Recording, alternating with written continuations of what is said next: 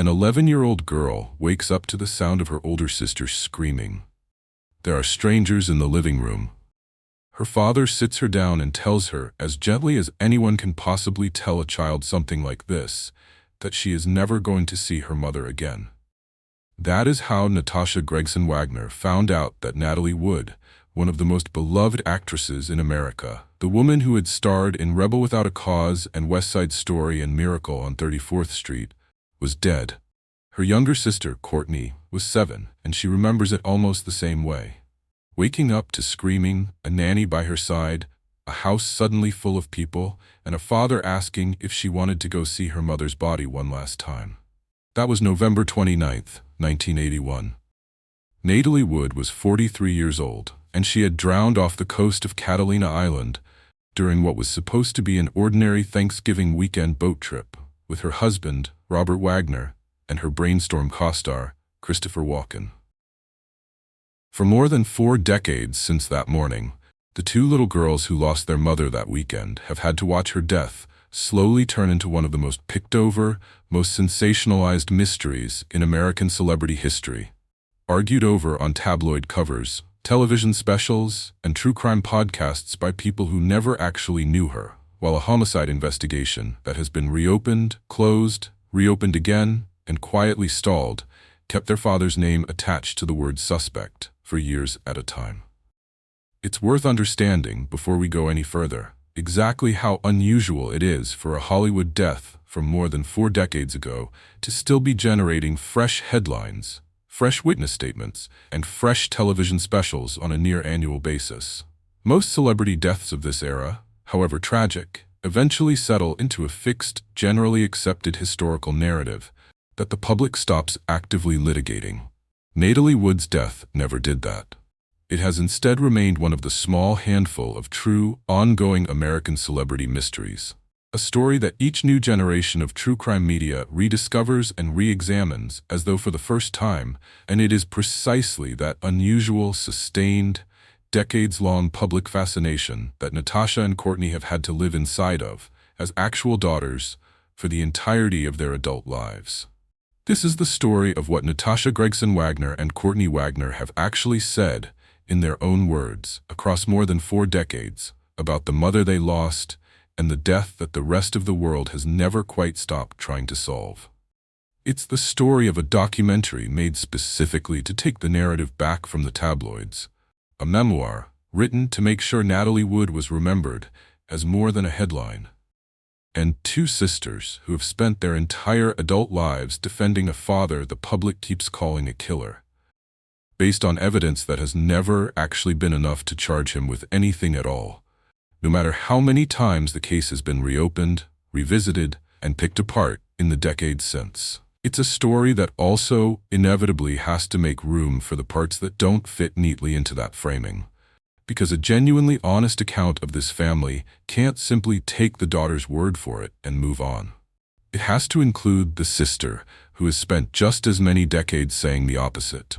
It has to include the physical evidence that the coroner's own office found troubling enough to formally revise a death certificate that had stood unquestioned for 30 years. And it has to include the plain, uncomfortable fact that nobody, not the daughters, not the aunt, not the Los Angeles County Sheriff's Department, after more than a decade of renewed investigation, actually knows for certain what happened to Natalie Wood on that boat. Before we get into it, if you're the kind of person who wants the real story behind the mystery, not just the tabloid version, do me a favor and hit subscribe, and drop a comment telling me what you already thought you knew about Natalie Wood's death before today, and whether you were on Team Accident or Team Something Darker. I read every single comment, and it genuinely helps this channel more than you'd think.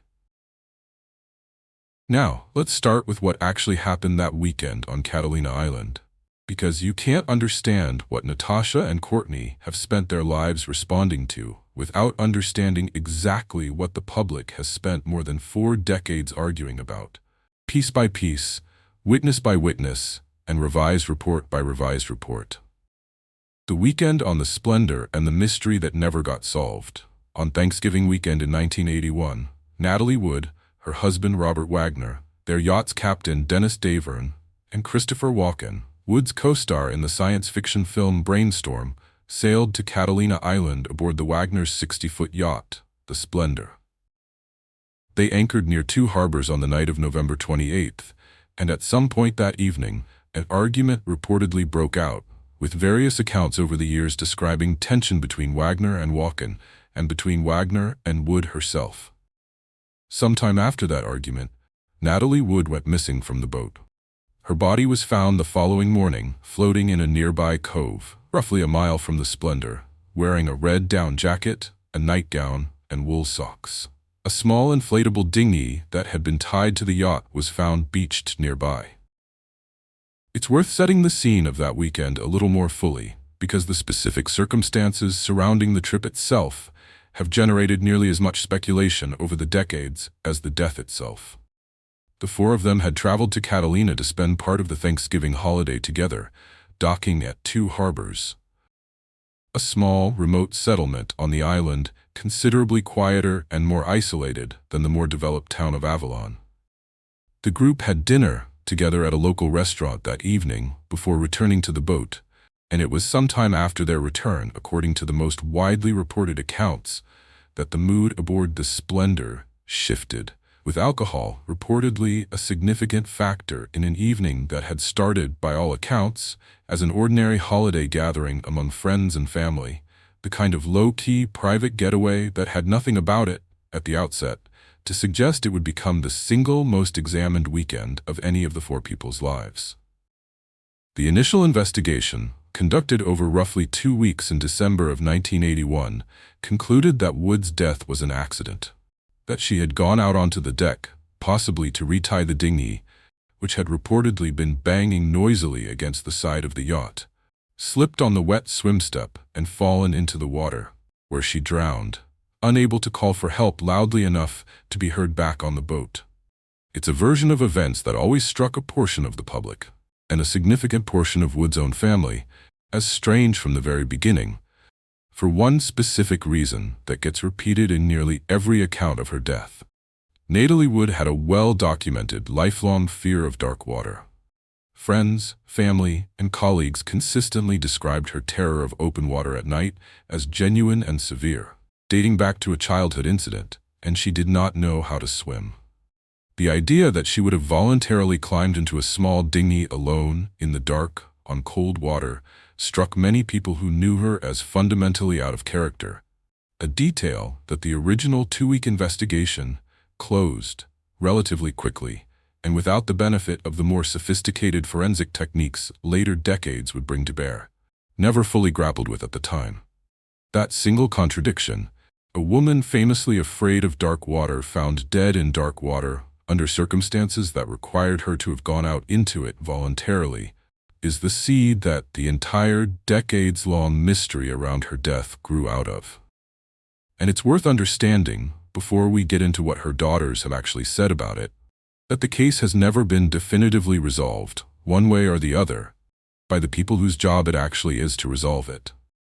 Wood's fear of water was, by the account of nearly everyone who knew her, not a minor personality quirk, but a genuine, deeply rooted phobia that shaped real decisions in her professional and personal life for decades. She reportedly traced the fear back to a childhood incident during the filming of a movie, in which she was made to wade into cold water for a scene despite her fear, an experience that left a lasting psychological mark.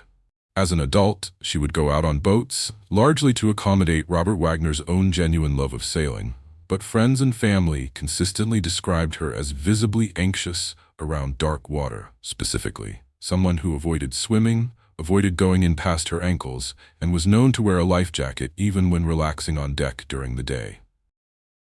That specific, well-documented history is precisely why the idea of her voluntarily climbing into a small inflatable dinghy alone at night in cold, late November water struck so many people close to her as fundamentally implausible from the very first days after her death, a doubt that has never fully gone away, no matter how many times the official version of events has been re-examined by investigators, journalists, and family members alike. In 2011, on the 30th anniversary of Wood's death, The Los Angeles County Sheriff's Department reopened the investigation, citing new witness statements. Central to that reopening was Dennis Davern, the yacht's captain, who had kept largely quiet for 3 decades before coming forward to say that he had, in his own words, lied by omission in his original statements to police, and that he now believed Wagner's actions had contributed to Wood's death. Davern would go on to co-author a book on the subject and describe in various interviews over the following years an argument between Wood and Wagner that he said had grown heated that night, and a Wagner who returned to the cabin, in Davern's later recollection, tousled, sweating profusely, as if he had been in a terrible fight.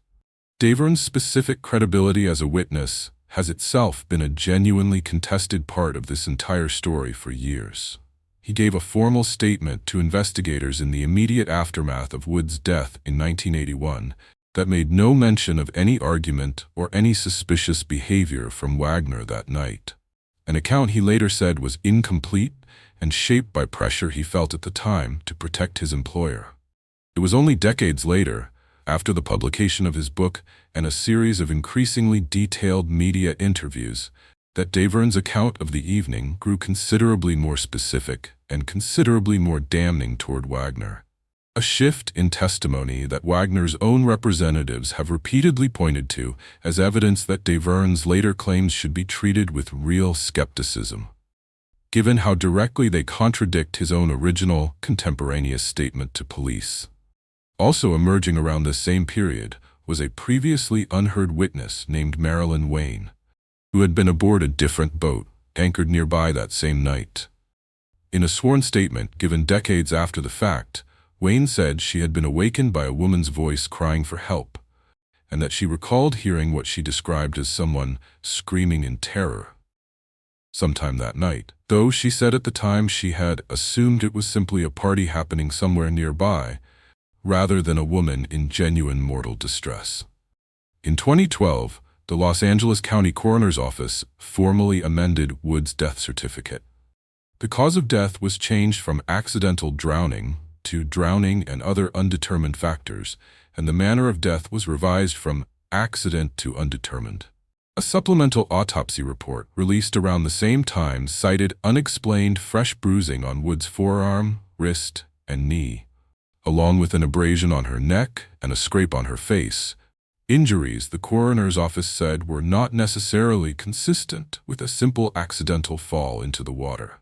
The report also noted that investigators had never preserved Wood's fingernails to check for evidence that she had tried to claw her way back into the dinghy, despite the fact that scratch marks had been found on the craft's own hull, a detail that has fueled speculation ever since. The coroner's office was notably careful and notably restrained in how it characterized this change, insisting at the time that the amended certificate did not represent a determination that Wood's death had been a homicide, simply an acknowledgement that the original 1981 investigation had failed to adequately account for physical evidence that genuinely complicated the simple, accidental fall narrative. Chief Coroner Investigator Craig Harvey told reporters at the time that there would be no further statement by the coroner regarding the Natalie Wood death injury, a notably terse response that did little to satisfy either side of an increasingly public argument over what the bruising evidence actually proved, or failed to prove, about the manner of her death. Some experts consulted by media outlets in the years since have suggested the bruising was consistent with Wood simply struggling to climb back into the dinghy after falling in, a physically plausible explanation that requires no other person's involvement at all. Others have pointed to the same bruising as at least circumstantially consistent with a physical altercation prior to her entering the water. The coroner's office itself never definitively resolved which of these explanations was correct, which is precisely why the manner of death remains to this day officially listed as undetermined rather than as either an accident or a homicide. In 2018, Los Angeles County Sheriff's Lieutenant John Carina told the news program 48 Hours that Robert Wagner was now considered more of a person of interest than he had been previously, noting plainly that Wagner had been the last person known to be with Wood before she disappeared, and that detectives had attempted to interview Wagner more than 10 times over the preceding years and had been turned down on every occasion. Wagner has never been arrested, and no charges have ever been filed against him in connection with his wife's death. In 2022, the Sheriff's Department publicly stated that Wagner was no longer considered a suspect, acknowledging that there was, in their own words, no definitive proof of how she ended up in the water, and the case was eventually moved to cold case status. Wagner's own representatives have, across the decades since 1981, consistently and firmly denied any involvement in his wife's death, framing his repeated refusals to sit for formal police interviews as the reasonable response of a grieving widower who had already cooperated extensively with the original 1981 investigation, and saw little value in repeatedly revisiting the same painful subject with detectives working in his camp's characterization, off of decades-old speculation rather than any genuinely new physical evidence. It's worth noting that plenty of legal analysts who have followed the case over the years have pointed out that declining a voluntary police interview, particularly decades after an investigation has already concluded, is not itself evidence of guilt, and is in fact a right frequently exercised by witnesses in far less high-profile cases. Though the optics of that refusal, for a man who has spent 4 decades as the tabloid's preferred suspect, have rarely been treated so neutrally by the wider public. It's also worth noting that Wagner's public silence, whatever its underlying motivation, coexisted for decades with a genuinely active, high-profile acting career, one that continued largely undisturbed through the 1980s and into the 1990s, with his long-running role on the television series Heart to Heart and beyond. He was never formally blacklisted or professionally sidelined by the entertainment industry the way a genuinely credible criminal suspect might eventually have been, a detail his daughters have occasionally pointed to as indirect evidence that the industry itself, including colleagues who worked alongside him for years afterward, never treated the speculation surrounding him as remotely conclusive. That is the entire, unresolved shape of the mystery the public has spent more than 4 decades arguing over. And it's the exact mystery that Natasha Gregson Wagner and Courtney Wagner have had to grow up inside of as actual children who lost an actual mother, rather than as spectators picking through a true crime story. If you're finding this as fascinating as I am, and you want more of these deep dives into the real complicated stories behind the headlines we think we already know, that's exactly what this channel exists to do. Hit that subscribe button so you don't miss the next one, and let me know in the comments which classic Hollywood mystery you'd want covered next. I read every single one. Now let's get into what Natasha Gregson Wagner has actually said, across a documentary, a memoir, and years of interviews, about the mother she lost and the father she has spent her entire adult life defending against a public that rarely seemed interested in hearing her side of it. Natasha Gray Wagner, a documentary, a memoir, and a decision to take the story back. Natasha Gregson Wagner is Natalie Wood's eldest daughter, born in 1970 to Wood and her second husband, British producer and talent agent Richard Gregson. She was 11 years old when her mother died, and she was raised primarily by Robert Wagner, her mother's third husband, and the man who would go on to become, by every account she has ever given publicly, her real father in every sense that mattered, despite the fact that they shared no biological connection at all. It's worth understanding the specific, somewhat unusual family structure Natasha grew up inside of, because it matters for understanding exactly how deep her loyalty to Robert Wagner actually runs. Natalie Wood and Robert Wagner had a genuinely unusual marital history even before her death. The two had first married in 1957, when Wood was still a teenager and Wagner already an established leading man, divorced in 1962, each gone on to marry other people in the interim, including Wood's marriage to Richard Gregson that produced Natasha, and then, remarkably, reunited and remarried each other in 1972, a full decade after their divorce. By the time Wood died in 1981, Wagner had been raising Natasha, his wife's daughter, from an entirely separate marriage, for close to a decade, alongside Courtney, his and Wood's own biological daughter, together, and alongside Katie Wagner, his own daughter from an even earlier marriage to actress Marion Marshall. It was, by any account, a genuinely blended, genuinely complicated modern family, held together primarily by Wagner himself once Wood was gone, raising 3 daughters from 3 different points in his and Wood's overlapping romantic histories as a single, unified household.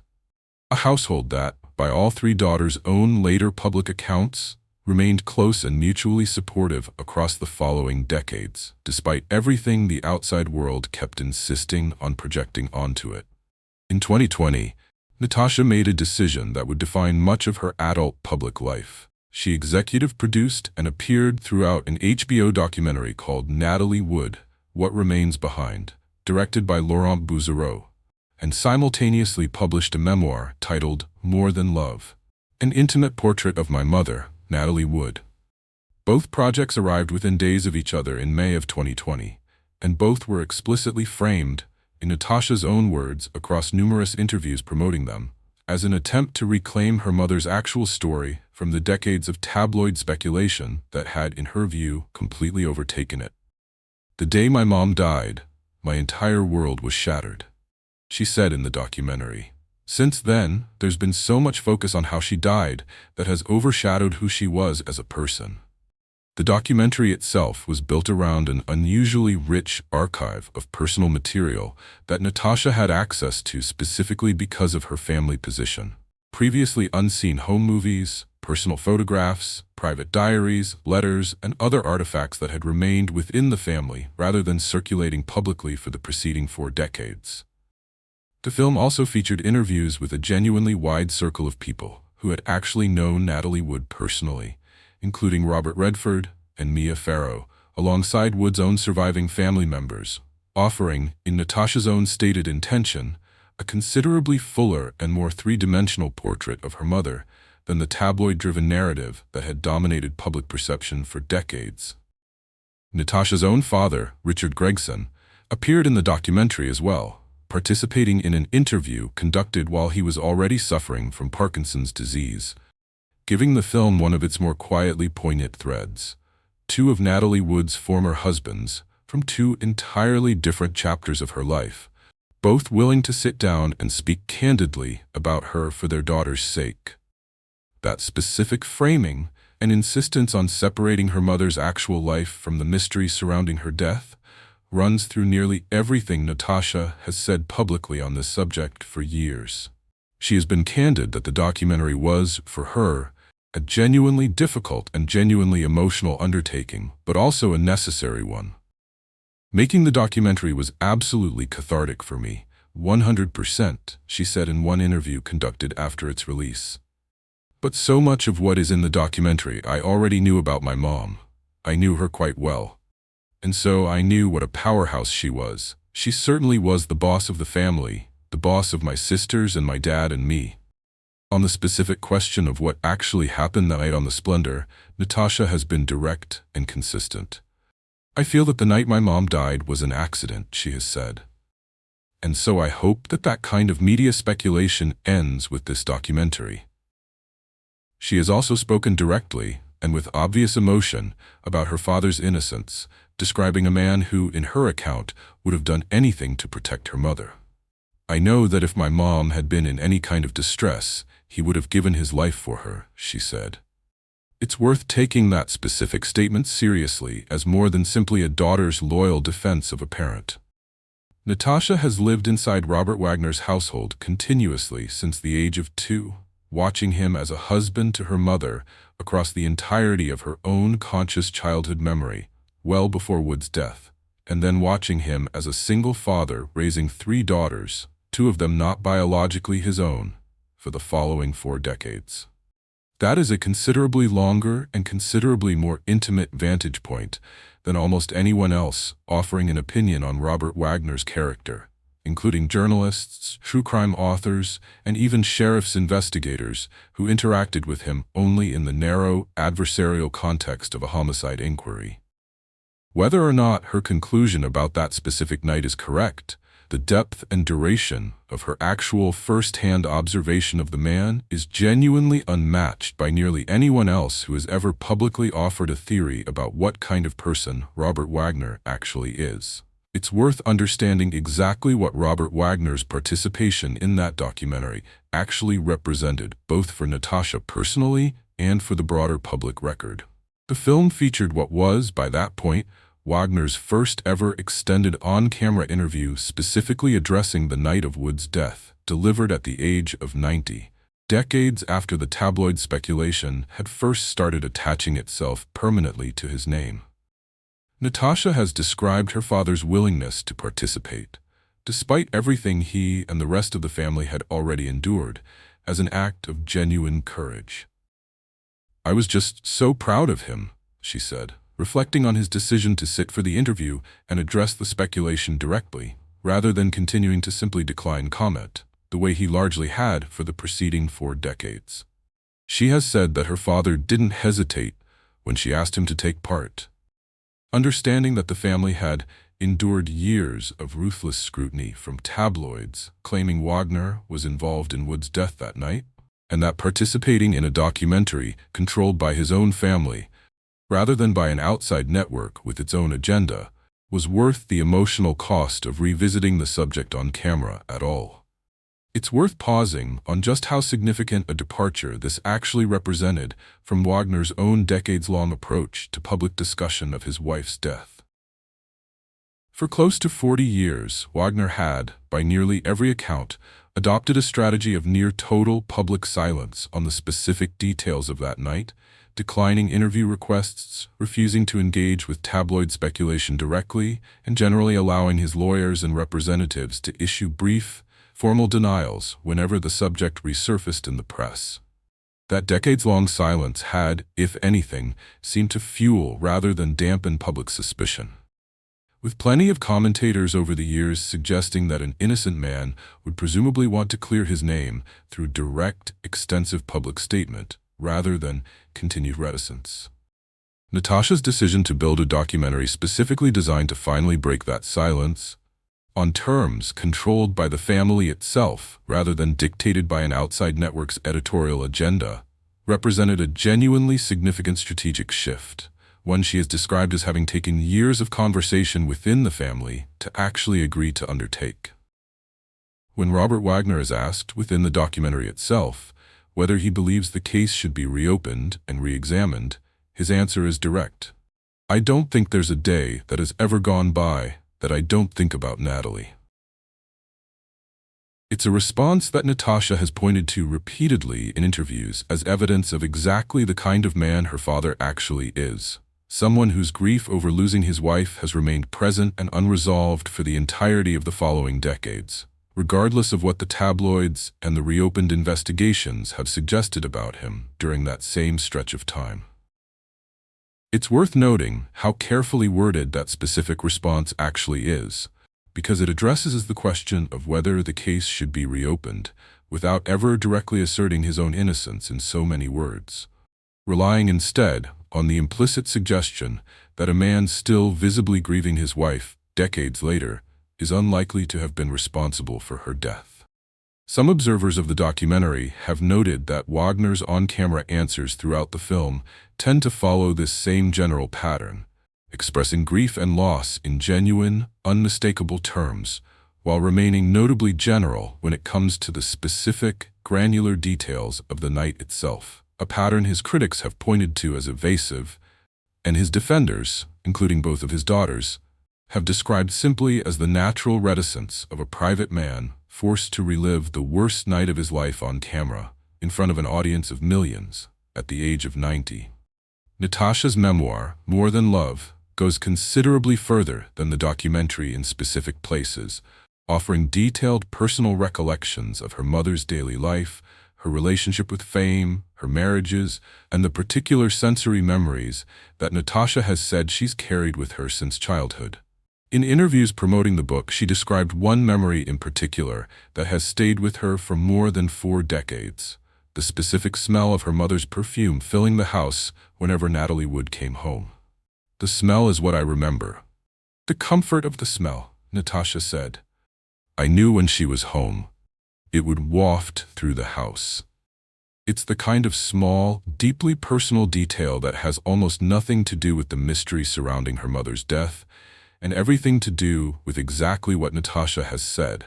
Again and again, she actually wanted the documentary and the memoir to accomplish, reminding the public that Natalie Wood was, before she was a tabloid mystery, someone's actual mother. Natasha has also spoken about the specific way her mother's memory has shaped her own adult life and career, describing herself in one interview conducted years after the documentary's release as having grown into something like a steward of her mother's legacy. "I'm 46 now, and she died when she was 43, she said in one conversation.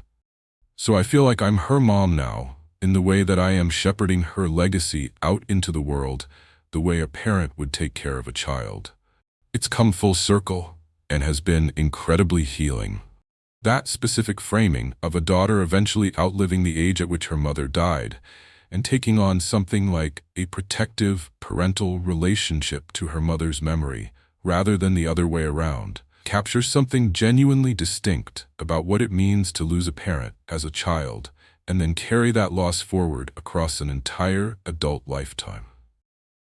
Natasha has worked directly on preserving and presenting her mother's legacy in other ways as well, including collaborating on a biographical coffee table book, Natalie Wood, Reflections on a Legendary Life, alongside author Manoa Bowman, featuring commentary and never-before-seen images contributed by Natasha herself, her half-sister Courtney, and their father. If this story is landing for you the way it landed for me while I was researching it, this is exactly the kind of overlooked human side of a famous mystery this channel exists to dig back up. Hit subscribe so you don't miss the next one, and drop a comment telling me if you'd seen the HBO documentary before today, because I'd genuinely love to know how many people already knew this side of the story, and how many of you, like me, only really knew the tabloid version until now. Now, let's talk about Courtney Wagner, Natalie Wood's younger daughter, whose relationship to the public speculation around her mother's death has been shaped by an even younger age at the time of the loss and by her own long, quietly documented, and ultimately hopeful struggle to find stability afterward. Courtney Wagner, the daughter who was 7 years old, and the anniversary that never gets easier. Courtney Wagner is the daughter Natalie Wood shared with Robert Wagner, born in 1974 during their second marriage to each other, after the couple had divorced in 1962 and then remarried a decade later in 1972. She was 7 years old when her mother died, younger than her older half-sister Natasha by 4 years, and by her own account, that specific gap in age has meant that her own relationship to the tragedy and to the ongoing public fascination with it has looked somewhat different across the decades that followed. It's worth understanding what it actually means developmentally to lose a parent at 7 years old rather than at 11, the age Natasha had already reached. Child psychologists who study grief and loss have long noted that children who lose a parent at very young ages often retain far fewer independent, verifiable memories of that parent, relying instead on photographs, home movies, and the recollections of surviving family members to construct a picture of who that parent actually was. Courtney has never claimed the same kind of rich, detailed personal memory bank that Natasha has described drawing on for her memoir, and that difference in the raw material each daughter actually has to work with. 4 years of additional childhood memory on Natasha's side has shaped the very different ways the two sisters have each chosen to speak publicly about her mother over the decades since. Speaking to reporters around the 31st anniversary of her mother's death, Courtney offered one of the more emotionally direct accounts any member of the family has given of the actual morning she learned what had happened. "I remember waking up to my sister screaming, and luckily I had a nanny that I was very close to that was by my side," she said.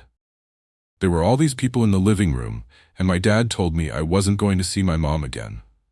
I was just trying to make sense of it, and Dad was asking if we wanted to go and see her one last time."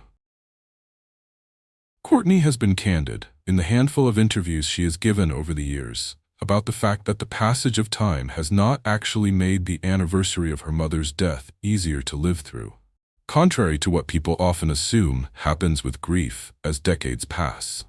There are certain people in our lives that continue to drudge up all the speculation and stories every year for no other reason than to indulge themselves, she said, referring directly to the recurring cycle of tabloid coverage, television specials, and public speculation that resurfaces around her mother's death anniversary with a kind of grim reliability.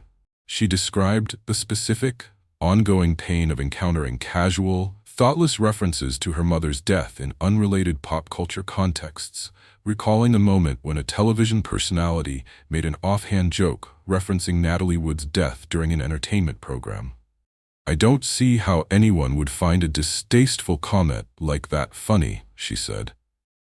That specific complaint about the way her mother's death has become, over the decades, a kind of casual cultural shorthand available for offhand jokes on entertainment television, points to something genuinely distinct about what it means to be the surviving child of a celebrity death mystery specifically, as opposed to an ordinary, private family tragedy.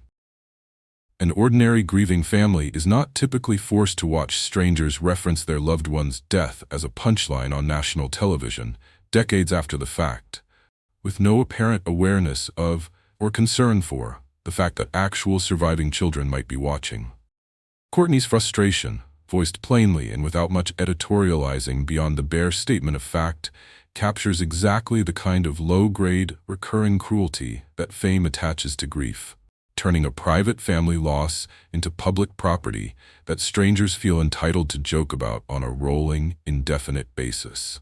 It's worth understanding that Courtney's public life has, by multiple accounts, including her own sister's public statements, included a genuine and openly acknowledged struggle with addiction and recovery, a struggle Natasha has spoken about with evident love and without judgment in her own interviews and in her memoir. Courtney is somebody who lives in the truth, and her recovery demands that of her, Natasha has said of her younger sister. She is not ashamed of her struggles. She has gotten to a place where she has compassion for herself and forgiveness. It's a detail that matters here, not as tabloid fodder, but because it adds crucial context to exactly what losing a mother at 7 years old, and then growing up inside one of the most sustained celebrity death mysteries in American history, can actually cost a person over the following decades, entirely separate from whatever the public record eventually determines about the death itself. It's worth being careful and specific about why that detail belongs in this story at all, rather than simply being left out as an unrelated private matter.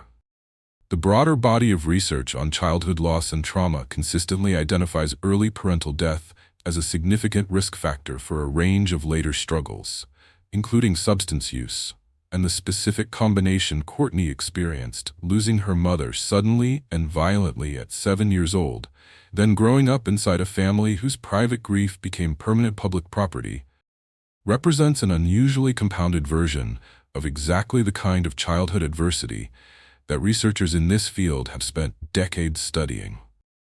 Natasha's own public framing of her sister's recovery, offered with warmth rather than judgment, reflects an adult-sibling relationship that has clearly done real work to understand and support each other through very different individual responses to the same shared childhood loss, each sister finding her own path forward from the same morning of screaming and strangers in the living room.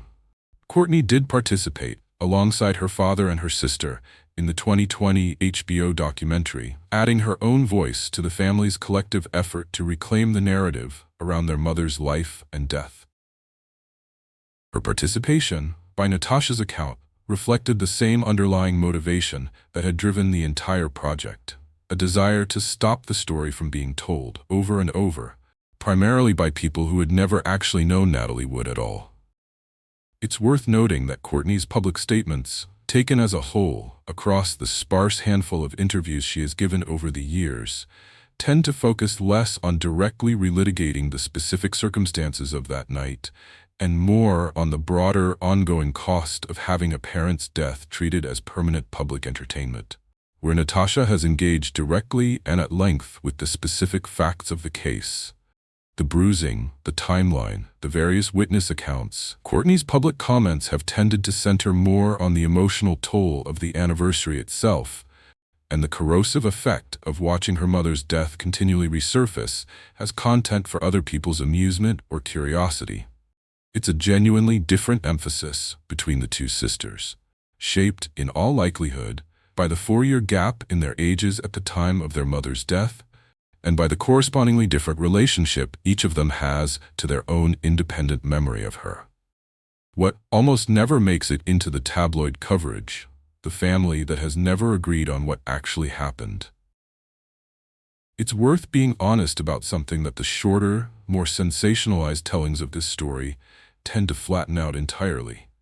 Natalie Wood's own family has not been unanimous in its view of what happened that night, and the daughter's consistent public defense of their father exists directly alongside other family members who have said, publicly and repeatedly, that they believe something considerably darker took place. Natalie Wood's younger sister, the actress Lana Wood, has been the most persistent and most publicly vocal source of dissent within the family for decades. Lana has said flatly and repeatedly that she believes Robert Wagner was responsible for her sister's death, telling one publication directly, "Natalie would never have gone out in the middle of the night to secure a dinghy. She was terrified of water. Her death was no accident. I've always believed she was murdered." Lana was reportedly approached about participating in Natasha's 2020 documentary and declined, according to the writer Marty Rulli, who co-authored a book with Dennis Davern on the case, specifically because Lana was presented with a non-disclosure agreement that would have barred her from ever publicly discussing the case again, a condition she was unwilling to accept. Lana Wood's own public history with this case actually predates the 2011 reopening by decades, and it's worth understanding just how long she has been the family's most persistent public voice of suspicion.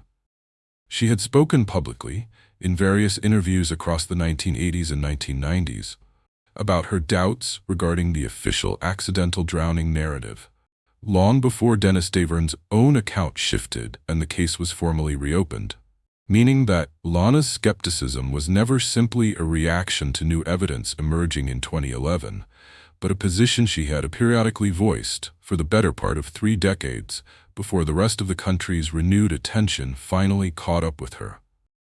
Lana has also, notably, been openly critical of Natasha's own memory and reliability as a source on their mother, given how young Natasha actually was when Natalie Wood died.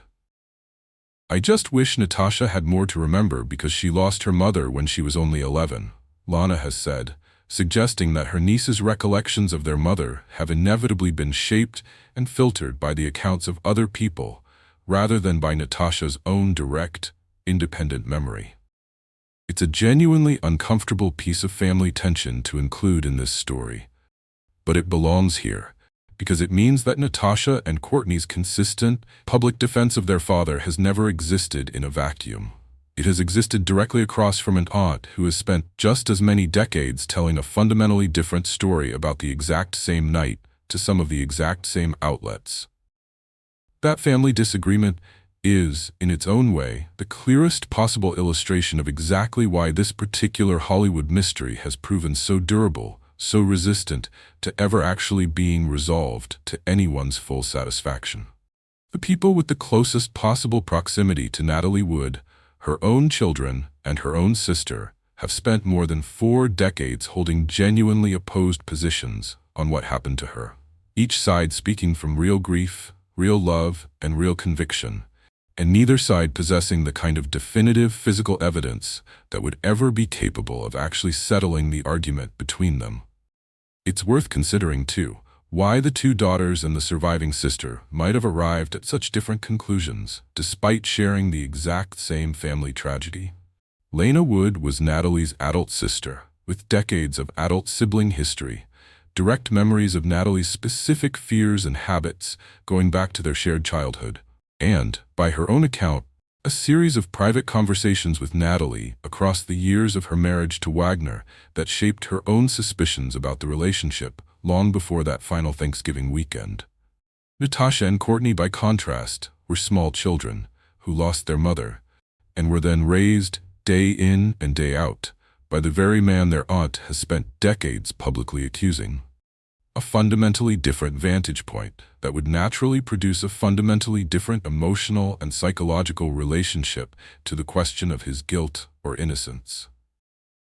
Neither perspective is inherently more or less valid simply by virtue of the relationship involved, but understanding the very different lived experience each family member brings to their own conclusion helps explain why this particular family disagreement has proven so intractable and so resistant to ever fully resolving itself, even within the family's own private conversations, let alone in the public record.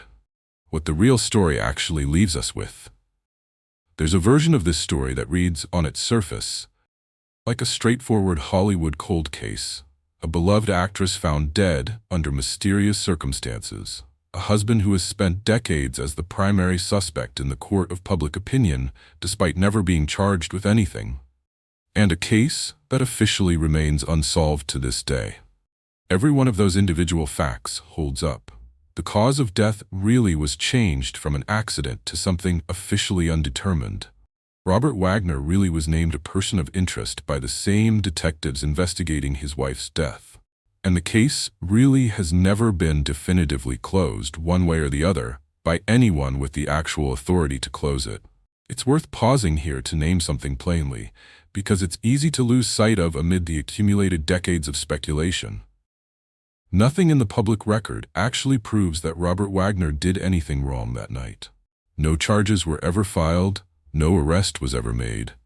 The sheriff's department itself, after pursuing the case as far as the available evidence would allow, ultimately concluded there was no definitive proof of how Natalie Wood ended up in the water at all. A conclusion that leaves genuine room for the accidental version of events her daughters have always maintained, even as it also leaves genuine room for the darker interpretations that Lana Wood and others have continued to advance. The honest, if deeply unsatisfying truth is that more than 4 decades of investigation, media attention, and family testimony have produced strong opinions on every side of this question, and definitive proof on none of them. It's worth remembering, too, that the same absence of definitive proof cuts in both directions at once. It means the public has never actually been given the evidence required to convict Robert Wagner of anything in any court, criminal or otherwise. But it also means his daughters have never been able to offer the public, or perhaps even themselves, the kind of ironclad evidence-based certainty that might have let the speculation finally, permanently die down decades ago. Both families in this story, the one insisting on an accident and the one insisting on something worse, have had to live for more than 4 decades inside the exact same fog of genuine, unresolved uncertainty, reaching entirely different conclusions from largely the same incomplete set of facts. But there's another way to look at this entire story, and it's the version worth sitting with before we close this out. It's the version of 2 little girls, 11 and 7 years old, who woke up one morning to screaming and strangers in their living room, and a father telling them they would never see their mother again.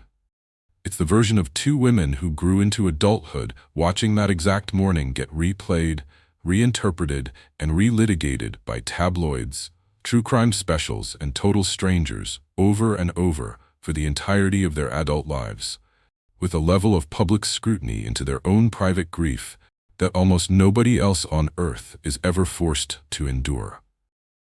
And it's the version of a family that has never actually agreed on what happened, split between daughters who have chosen, consistently and publicly, to defend the only father they've ever known, and a sister who has chosen, just as consistently and just as publicly, to keep insisting that something else took place.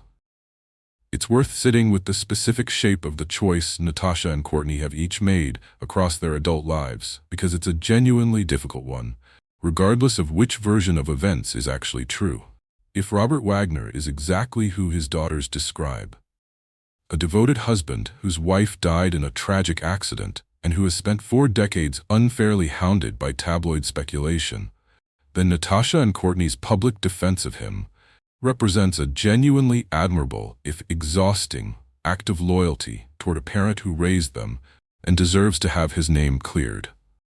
If the darker version some family members and investigators have entertained over the years turns out to hold any truth, then their defense represents something considerably more painful. Two daughters choosing, whether consciously or not, to believe in the only father they have left, because the alternative is simply too devastating to accept.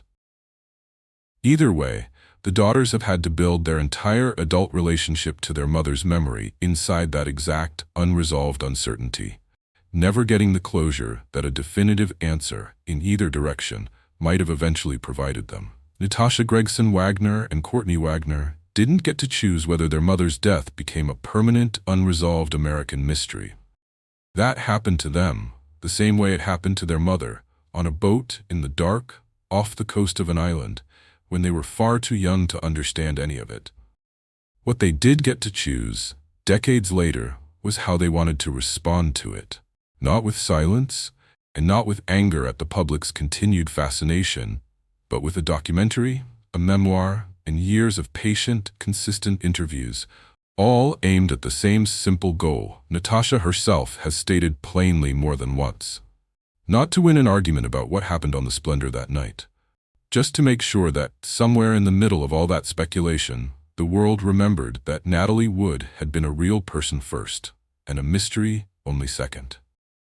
It's worth ending on the fact that, whatever the ultimate truth of that night in 1981 actually is, and it may well never be definitively known by anyone outside the small handful of people who were physically present on that boat.